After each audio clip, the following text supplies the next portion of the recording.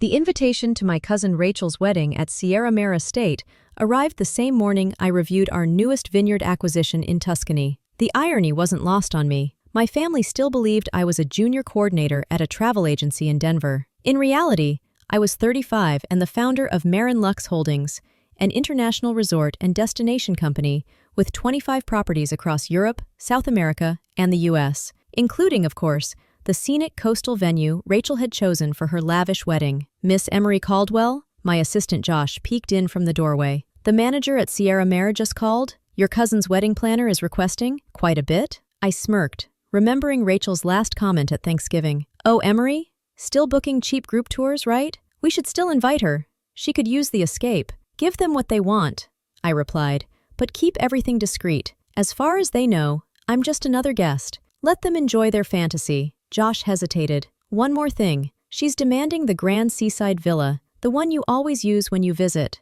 I leaned back in my office chair, gazing out at the Denver skyline. To my relatives, I still lived in a modest walk-up apartment with noisy neighbors. They had no idea I'd purchased the entire top floor of the Pinnacle Tower last year. Perfect, I said. Let her have it. The Caldwell family had always been image-obsessed. My cousins Rachel and Derek measured success by how recognizable the designer label was. Meanwhile, I'd quietly built an empire. One contract, one hotel, one island at a time. To them, I was still Emery, the budget traveler who never quite found her path. My phone buzzed. It was Aunt Linda, Rachel's mother. Emery, sweetheart. We know how expensive Sierra Mare can be. Don't feel pressured to stay the weekend. Maybe just attend the ceremony? I thought back to this morning's board meeting, where I'd just approved a $60 million sustainability project for that very property. No worries, I texted back, smiling. I'll manage. The wedding was only 3 days away, and Josh had been forwarding me daily updates from the Sierra Mare team. Rachel was in peak form, name-dropping imaginary contacts, and demanding custom everything. Miss Caldwell? Josh returned. Your aunt just called again, trying to get a discount. She said you knew people in hospitality. I laughed under my breath. Oh, I know a few. What did the planner say when she made the demand? I asked, still skimming the sustainability report from the Tuscany estate. Josh smirked. They told her they'd have to check with the owner. She's now insisting on speaking directly with E.L. Caldwell. Ah, yes. Poor E.L. Caldwell. My professional identity.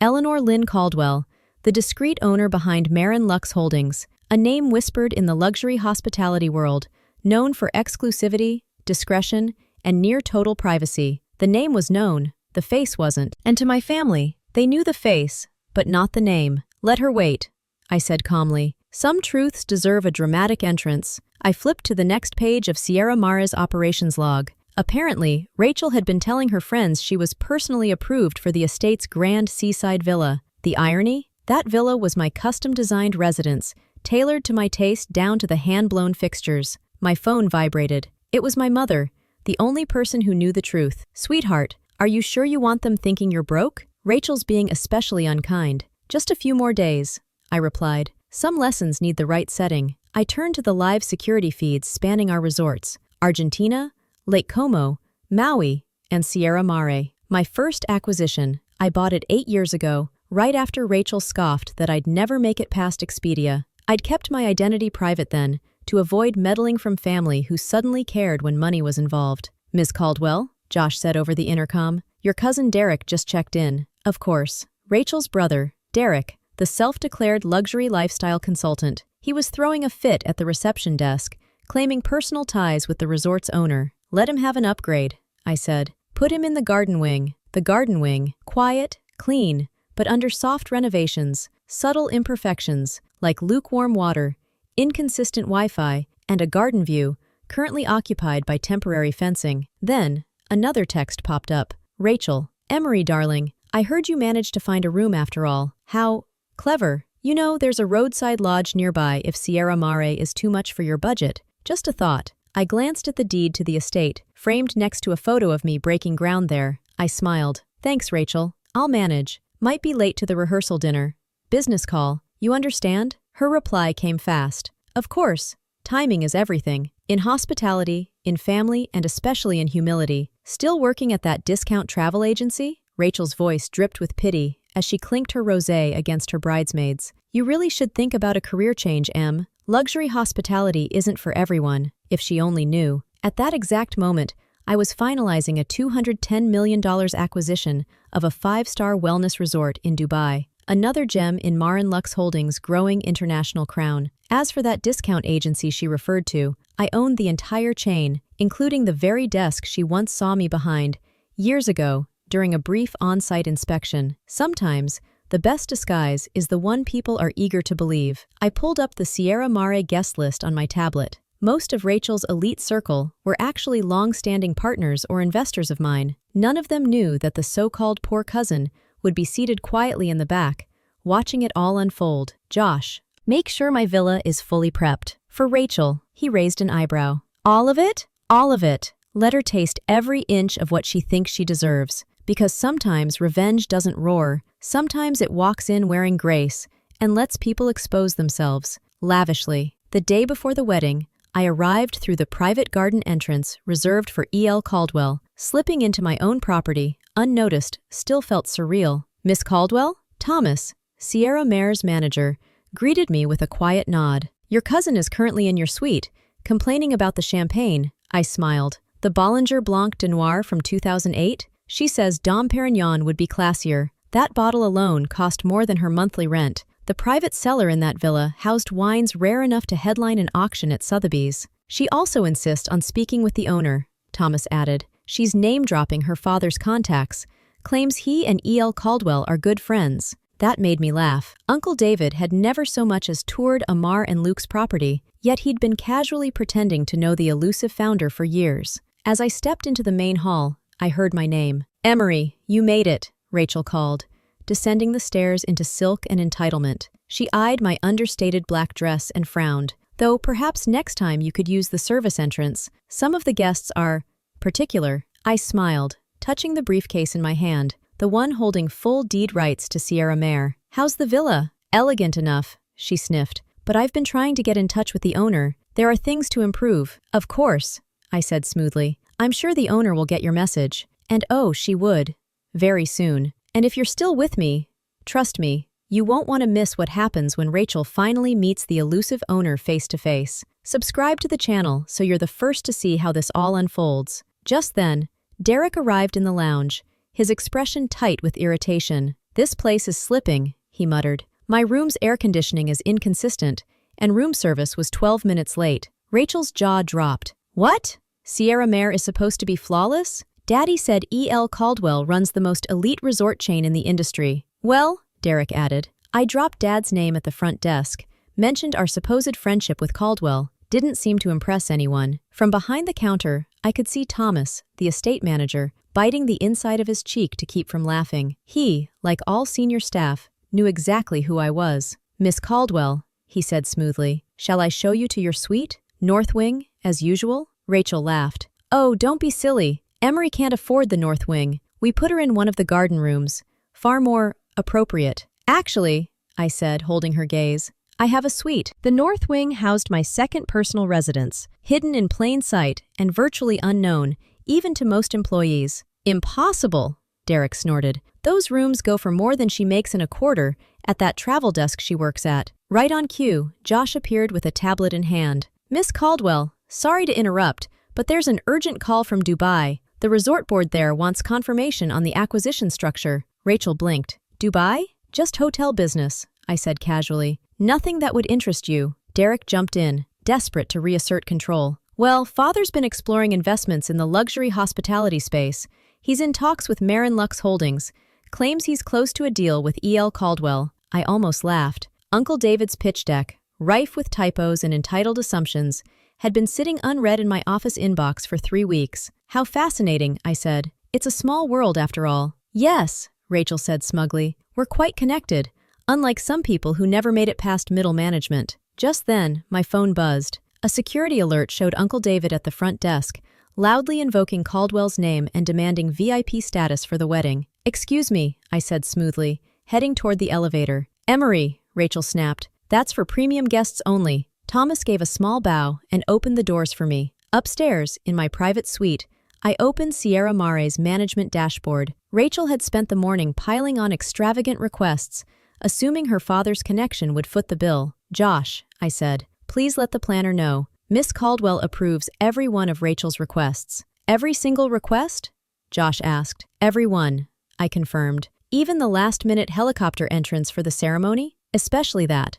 I smiled, imagining the Marin Lux Holdings emblem gleaming on the side of the aircraft as it descended over the coastline. It would be the most extravagant and ironic branding opportunity I'd ever approved. My phone lit up with another message from my mother. Darling, David's telling everyone he's having a private meeting with E.L. Caldwell before the ceremony. Please, are you finally going to reveal the truth? Soon, I replied. Let's see how much deeper they dig themselves first. On the security feeds, I watched them arrive one by one. Derek name-dropping industry contacts, Uncle David boasting about exclusive investment talks, and Rachel giving her bridesmaids a tour of my private villa as if she held the deed. Once Daddy finalizes his deal, she said confidently, we'll practically be co-owners of Sierra Mare. E.L. Caldwell clearly respects our family's status. I switched off the feed, focusing instead on the final checklist for what I'd long dubbed the reveal. Some truths are best delivered with impeccable timing and just enough spectacle. The morning of Rachel's wedding unfolded with surgical precision. I'd arranged the ceremony to align with the evening's golden hour, ensuring the kind of sunset that would flood every social media post with envy. My private suite, I dressed with care, choosing a sleek, pearl gray Chanel dress tailored to me personally, one Rachel had begged for 2 seasons ago and been politely turned away from. The irony? I sat on the board that decided the client list. Miss Caldwell, Josh entered with my morning briefing. Your uncle is downstairs, demanding a meeting with E.L. Caldwell. He says it's urgent. I checked the feed. Uncle David was red-faced, animatedly telling the concierge about his long-standing friendship with me. Let him carry on, I said calmly. And Rachel? Josh asked. She's in my villa, furious the helicopter is white instead of gold. She claims I, E.L. Caldwell, promised her father it would be gold. I chuckled softly, thinking of all the family dinners where Rachel flaunted bags I already owned, in duplicate, and offered me leftover favors with pity. Is everything set for the beach ceremony? All in place, Josh said. The announcement is cued. I looked out at the crystal pavilion, built as a permanent estate feature. Rachel thought it was her custom wedding centerpiece. My phone buzzed. Derek, where are you sitting? Dad wants you up front with family. They're saying E.L. Caldwell might make an appearance. Emery, where are you? Rachel's text lit up my phone as I scanned the final ceremony logistics. She's furious you skipped the bridal prep. Then again, maybe it's better. Your presence might feel out of place with the RA on the security feeds. Through every camera angle, I watched them all in designer gowns and overpriced shoes, trying to outshine one another. These were the same people who not long ago chuckled at my unambitious lifestyle and urged me to find a man who could take care of me. Now, those same voices were loudly proclaiming their personal ties to my company. Some even claimed they were negotiating deals with the elusive E.L. Caldwell. They were partially right. Miss Caldwell, Thomas said gently from the doorway, it's time. The ceremony begins in 1 hour, and your cousin is insisting on A.L. Caldwell's presence? Perfect, I said, reaching for a sleek black folder. Inside were ownership papers, acquisition contracts, and recent board minutes, all bearing my name. Let's not keep them waiting. I descended to the beach level via the private elevator, stepping into the salty breeze, just as Rachel was berating the staff. This is unacceptable. I specifically requested bottles from the Caldwell Private Reserve. What is this? She cried, motioning toward a bottle that retailed higher than her entire bridal suite tab.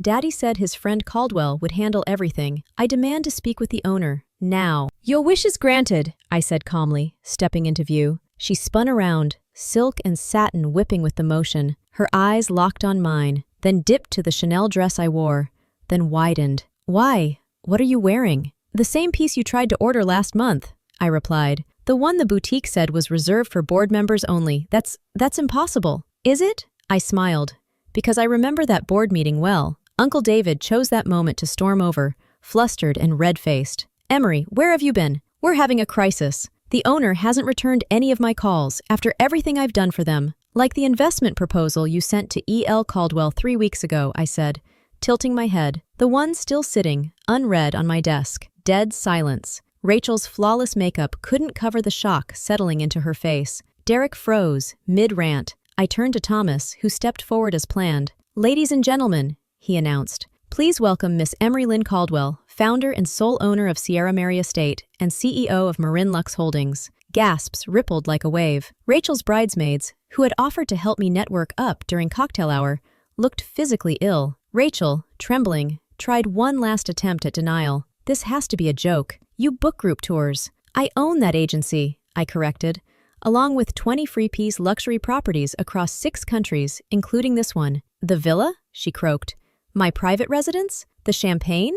My personal reserve. Derek stepped forward, pale. The Dubai deal? Our newest acquisition, I confirmed. Finalized yesterday, while you were complaining about your air conditioning. Uncle David dropped into a chair, speechless. All these years, I thought I knew E.L. Caldwell. You did, I said softly. You just didn't recognize me. And as they sat, stunned and silent, I added one final truth. You spent so long deciding what success should look like. You never noticed it was standing right in front of you. If you've ever been underestimated, silenced, or told you didn't belong, then you already know a piece of my story. I'd love to hear yours. Drop a comment and let me know where you're watching from and what moment made you realize your worth. And if you're cheering me on, hit that subscribe button, because here's the truth. Real success doesn't need to shout. It just shows up, owns the room, and lets the facts speak. Stay patient, stay focused, and never forget. Sometimes the best power move is letting them think you're ordinary,